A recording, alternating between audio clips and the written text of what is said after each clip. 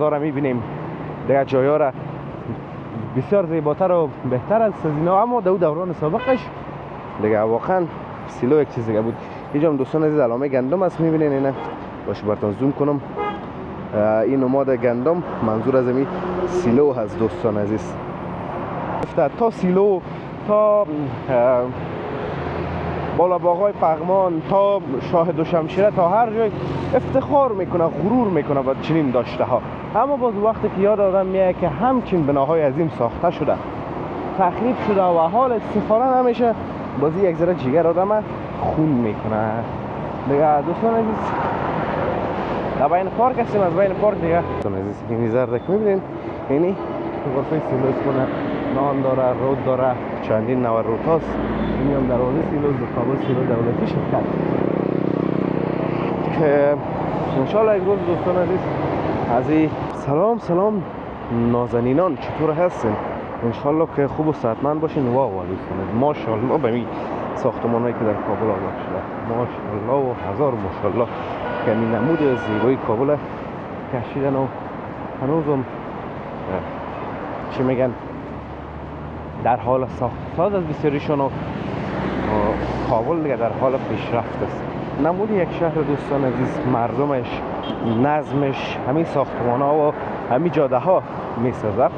یک چیزی که ما میفهمیم وقتی که انسان در نگاه اول ببینی ظاهرش قضاوت میکنی، کالا، لباس و سر روی شهرها همه هستن دوستان عزیز. کس از مردمش از باطنش خبر نیست و فقط از ظاهر قضاوت میکنن. الان یک شهر ما یک کابل یک ذره یک بی‌نظم است، اما بس خوب است دوستان عزیز، در حال پیشرفت است و کم کم نظم میگیره و در حال آبادی است.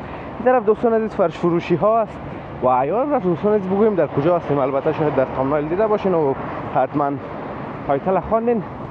ما در نزدیکی سیلوی مرکزی شهر کابل هستیم دوستان عزیز، در نزدیکی سیلو هستیم. میخوایم بریم از سیلو دیدن بکنیم. هم قسم که در ویدیوی کارتی مامورین براتون وعده کردم دیگه. حالا میریم دوستان عزیز سیلو دیدن میکنیم، سیلو رو میبینیم، اون از اون دور زرد معلوم میشه دوستان عزیز سیلوی مرکزی کابل. این سیلو دوستان عزیز تا جایی که من میفهمم معلومات دارم که البته معلوماتم اشتباه نباشه، این سیلو را شوروی ساخت، مردمان شوروی ساخت. از شوروی زیاد چیزا دوستان عزیز به عرص مانده دیگه، به گفته یگان دانه در کابل در همه جا همین سیلو، بلاک‌های مکرویان و همه تا بسیار چیزای دیگه دوستان عزیز که همین شوروی واقعا چیزای بزرگ بسیار محکم ساخته که دوستان عزیز همو چی میگن نماد کابل کشم مکرویان همین سیلو. من فکر نمی کنم که حتی خود افغان ها ایتو چیزا ساخته باشن در قبل. حالا چرا حالا شرکت ها هستن، از این پلازا را میبینیم، دیگه جایا را بسیار زیباتر و بهتر از اینا، اما در دوران سابقش دیگه واقعا سیلو یک چیز دیگه بود. اینجا هم دوستان عزیز علامه گندم است، میبینین اینه، باشه براتون زوم کنم. این نماد گندم منظور از این سیلو هست دوستان عزیز. خب دوستان عزیز بریم سر سیلو گپ بزنیم که سیلو چی هست و چی میکرد در سابق. اگر چند در ویدیو زیاد ما گپ گفتیم، حتی تاریخچه‌اش براتون به طور مکمل گفتیم. اگر ندین برین در پلیلیست کابل و هزار داستان ببینین، در اوج کامل براتون شرح دادیم.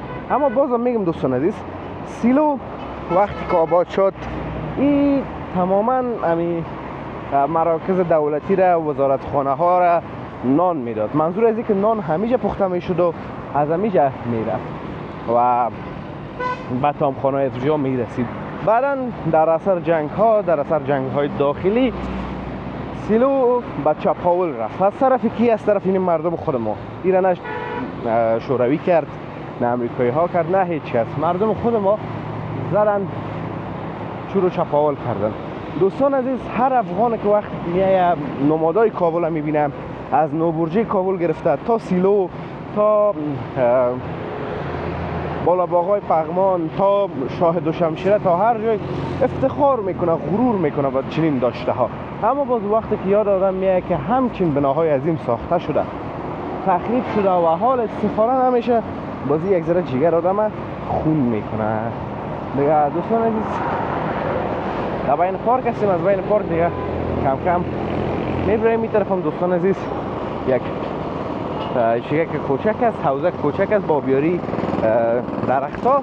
این جنراتور هم میبینید که روشن است، از اون هوا آمده میره، اون از هر جایی که است از این طرف هم هوا کش کرده میره دوباره جنراتور. ما از اینجا دوستان عزیز میبریم از این پارک و با پیاده رو خود سیلو میریم. ببینید دوستان عزیز چقدر بنا عظیم است، چقدر بنا عظیم است و چقدر زیباست. همو رنگ زرد از دوستان عزیز از همو دور جلب توجه میکنه دیگه. مطمئن هستم همتون این بنا را از نزدیک دیدین. حال دوستان عزیز اتاقک های بالایش پرنده ها زندگی میکنن و مردم ما یک دوست نواز دوستان عزیز قابل فیلم برداری نیست. شاید خودتان بفهمید چی میگم. خب به هر صورتش دوستان عزیز چی بگیم، از این حرفا زیاد است. در این ویدیو گلو قصه زیاد کردیم، امیدوار هستم که در کومنت ها قدر چیز نگوین مرا دیگه. دوستان عزیز چندین بار وعده بازسازی سیلو داده شد در حکومت های قبلی و گفتن که جور میشه و مورد استفاده قرار میگیره، اما نشد دیگه. ببینیم که در آینده چی میشه. انشالله که یک روز نه یک روز حتما این بنای تاریخی جور خواهد شد و مورد استفاده قرار خواهد گرفت. واقعا بسیار عظیم است دوستان عزیز، بسیار بزرگ است. با وجود این رنگ زردش و سفید بودنش دوستان عزیز، مثل دیگه ساختمان ها که ببینید اونقدر چرک و چتل نشده با وجود باران ها، نمیفهم ژاله و برف و همه چیز. درست است شاید یک ذره تخریب شده باشه، اما به اندازه دیگه ساختمان ها رنگش اونقدر خراب نشده دیگه. دوستان عزیز سیلو هنوز تولیدات خود داره، نان، رود، همه شیرینی‌ها زیادتر که توسط خمیر آماده میشن، از این چیزا زیاد داره دیگه. نمی خود سیلو هم تیار میشه.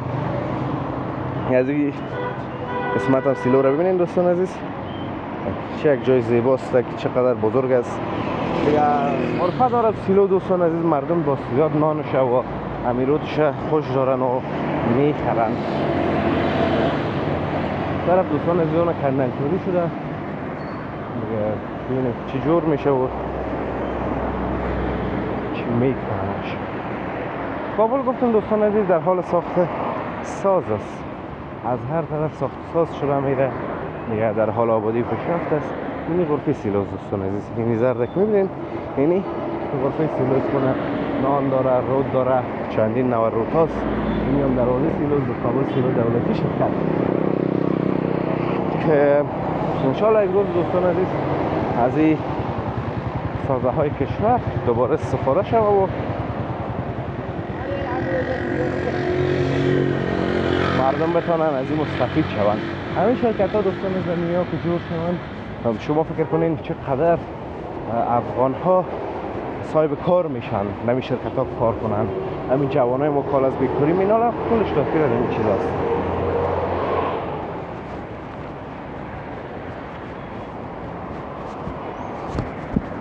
پیاده رو تخریب شده دوستان عزیز، دال جور شدن است. مردم هم دیگه زمین